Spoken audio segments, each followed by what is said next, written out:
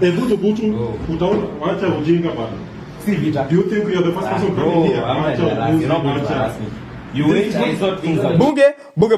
Yeah, ladies and gentlemen, welcome back to BAV. This is Bunge Audio Visual. So today we're going to talk about Khalif Kairo fraud saga. I'm pretty sure as for now mnajua Khalif Kairo ni nani. Amekuwa akifanya mambo ya car dealership for quite some time. I think it's 10 years now. So that's actually like a decade. So he's been doing this business for quite some time, and I'm pretty sure he's gained quite a number of he's been able to go through quite a number of experiences and been able to grow and to maybe, let us just say, learn as the days and years have unfolded in the car business. So as you all know, Khalif Kairo is the owner and let me say the founder of Kai and Karo Global. So Kai and Karo Global is a sourcing and shipping company domiciled in Nairobi. We all know that they what they do is they import vehicles, both used and new vehicles, and spare parts. Now younger clients in Kenya, but in the recent past, Kai and Karo amekuwa involved in quite a number of issues yenye nataka kudiscuss about. Number one, he's been involved in fraudulent activities. Amesemekana kugonga wase. And just to get whatever I'm talking about, I just want to give you a quick dive of whatever has actually transpired since the time Khalif Kairo ameanza kuface his allegations until the time ameenda kotini na released on a 2 million cash bail after being charged with the fraudulent activities of worth 5 million zenye amekuwa anafanya clients wake. So let me just give you a glimpse of this. So Khalif Kairo was actually paid some cash but didn't deliver. He spent the past 2 days in Capitol Hill Police Station after his altercation on Saturday in Nairobi area, that is last week, after he declined to negotiate a quick settlement and instead insisted to be presented to court. So this was just another chapter in a growing saga of accusations and arrests. We've seen Khalif Kairo deal with tax evasion accusations. We've seen him deal with breakups with Avinya. We've seen him face concurrent friction between him and his former business partners, who ultimately turned into notorious rivals. Unaona? So this time round, it all began with a Volvo V40 on October 19th, 2024, where a client was able to acquire the Volvo with all the relevant paperwork. But one thing the client never knew is that it was tied to an unpaid debt. In short, the original owner had leased it to Cairo on hire purchase terms. But so it reached a point he had to activate a tracker that was installed in the Volvo. Remember, the client didn't know that the car was being monitored since he knew Cairo had a very reputable business. So in short, huyu client mwenye amebuy Volvo from Cairo alikuwa acquire Volvo from Cairo akitumia all the legal procedures. Akayacquire vizuri juu alikuwa anajua business ya Khalif Kairo. It's a very reputable business na haina issues mob. So since alikuwa ametrust sana Khalif Kairo, akaamua kubuy hiyo Volvo V40 kwake vizuri na akaikuwa able ku change ownership from the Kai and Karo company to his name. But hakuwa anajua Khalif Kairo on the other hand alikuwa amechukua Volvo on hire purchase terms from another dealer. Na Khalif Kairo ita mako mmwambia. So this guy trusted Kairo, he bought the car from him, akamaliza vizuri, he had cleared all the paperwork, but what he never knew is that Khalif Kairo alikuwa ameacquire the Volvo V40 on hire purchase terms of which hakuwa amemaliza kulipia. Now this is where the story begins. Okay, so the auctioneers actually stormed the client's place and repossessed the vehicle. Cairo, so kulikuwa na issues, wakuja custom kwa nini, walikuja custom kwa premises huyu client wa Khalif Kairo wakarepossess your vehicle. So client wa Khalif Kairo akakuja akarehisishwa akasema mimi nilikuwa nime-acquire all the paperwork, all the legal procedures za kwa hii gari, but it's so unfortunate that nyinyi on the other side mnakuja mnachukua hii gari mna claim hii gari ni yenu. Yet I bought it from Kairo and have all the papers to present in case mtazihitaji kuona how I actually acquired this vehicle from Khalif Kairo. So they actually resolved this issue and Khalif Kairo akuja ka bring it to light, akaambia jamaa, I had actually acquired this vehicle on hire purchase terms. I knew I was going to get all this amount and pay so that I could be able to pay them back. But kuna vile nilifall short. But because I've actually done a mistake, let us make an agreement. Let us solve this by 20th December 2024. I would have resolved this issue. So they all agreed, but when Khalif Kairo actually failed to pay back to compensate the original owner of the vehicle by DEC 2024, the clients actually decided to take the matters in their own hand by filing the report to the police. Let's take a look at this video.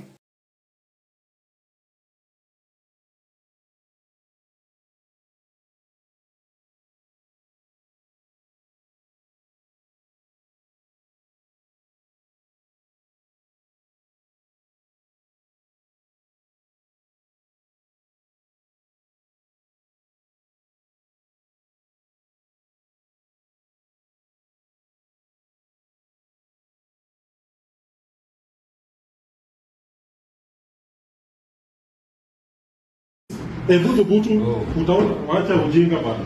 Si vita. Do you think you are the first person coming here? You're not going to harass me. You wait, I sort things out. This is not You're not going to harass me.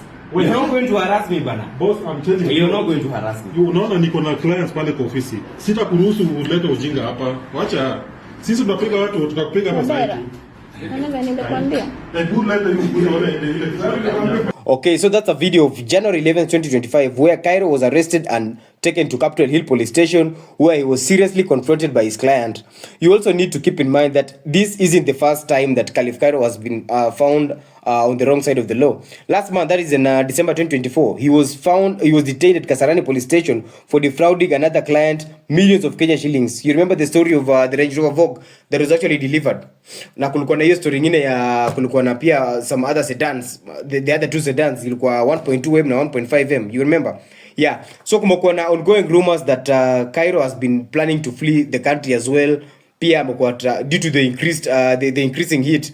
But as you know, Khalif Kairo anakuanga mtu mwenye anakuanga always on the defensive side. And this guy actually decided to come out na akaamua kujidefend. You just know Khalif Kairo vile wana behave. Like uni mse mwenye akipata shida yote, he will actually come out and I express whatever you guys are talking about, and actually defend himself by expressing whatever I think is in his mind. So, and this is what Khalif Kairo had to say. I have a track record of spanning 10 years in the car industry. Despite whatever has been thrown at me, I have never given up, gone into hiding, or defrauded anyone a single coin. My intent is very pure.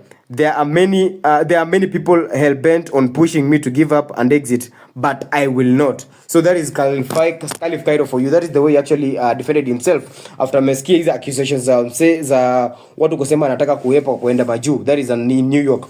So apart from that,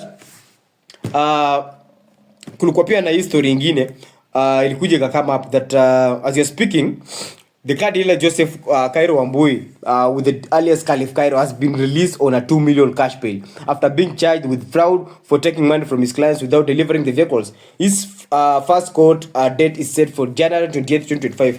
So on this particular month, this is January 2025 on 28th, and Aribado Kotini and will be presented to court so that at least there will be a continuation of this case hearing process. Then the funny thing after that, we all know that Khalif Kairo has been experiencing quite a number of criticism from some of the people who actually were his supporters back then. Wamesema since umse ametumia kifua, umse anafaa ku face the wrath, and most of the people actually blaming his relationships. Most as in wase wengi amekuwa kitai downfall ya Khalif Kairo to so many things, which I'm not as for now I will say it's just a speculation, because hakuna mse amepatiana a valid reason enough kuonesha the reason as to why Khalif Kairo is whatever he is right now, because bado court haja make that final decision. Unaona, haja make that final decision ku claim if at all kutuonesha if at all Khalif Kairo is actually a con or is just a business person mwenye anajaribu kufanya vitu in the realm of business but ana fall short. Just the normal ways business people experience problems. So you get to know, and you need to understand one thing, that in business kuna kwanga na good days na kuna bad days. That's why anasemanga business inakwanga na challenges, and if you're not ready to take up the challenge, then you're not a real entrepreneur. Then there is this guy who actually emerged after Khalif Kairo amekuwa released on a 2 million cash bail for being charged with the fraud or for taking money from his clients without delivering the vehicles. Kuna this figure who actually came out and said, I don't know Khalif Kairo at all. Of course, I occasionally see him on X, and he has some small second-hand car business that lately got him into trouble. But it is sad to see some lowlifes rejoicing at his misfortunes. I'm willing to mediate between him and the complainant and resolve this matter amicable. I can help. That is lawyer Ahmed Nasir for you. Yeah, so in as much as Khalif Kairo amepata quite a number of criticism, quite a number of backlash from people who once believed in him, Khalif Kairo pia akona some people who actually planning to support him, who actually planning to shield him during these trying moments in his business career. So we don't know what is actually going to transpire after this, but all we know is that for now, Khalif Kairo is in deep trouble and is planning to flee the country.